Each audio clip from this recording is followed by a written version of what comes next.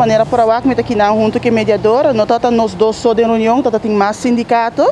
nós assinta com o governo riba é parte de EGES 2.6, nós assinta riba é parte de recorte de hora não de trabalho,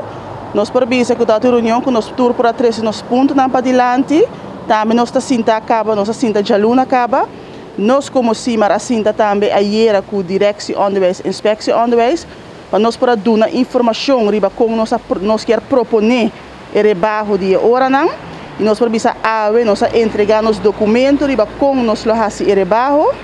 nós lá vai guardar a seguinte reunião para nós para tur junto consenso mirando que não somente ensinança mas tem outro dienste também e outro setor também que hora também tem que barra e não tá mesmo coisa com ensinança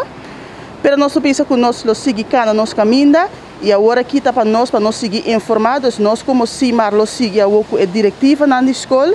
nós lo seguir vai adiante também com o veld de ensinança, onde nós lo vai dar informação na bambisa e kleuteronderwijs, e primair onderwijs, voortgezet onderwijs, middelbaar, hoger, porque nós temos diferentes níveis de ensinança e nós temos que trazer informação aí para fora. E nós precisamos 1 februário nós quer começar a executar, então nós temos curto prazo. Pero nós trabalhamos por coisas para nós começar a seguir cana nos caminhos e nós lo seguir também de reunião com o governo para assim aí junto nós podemos chegar a um acordo que assim aí temporalmente nós por vir com solução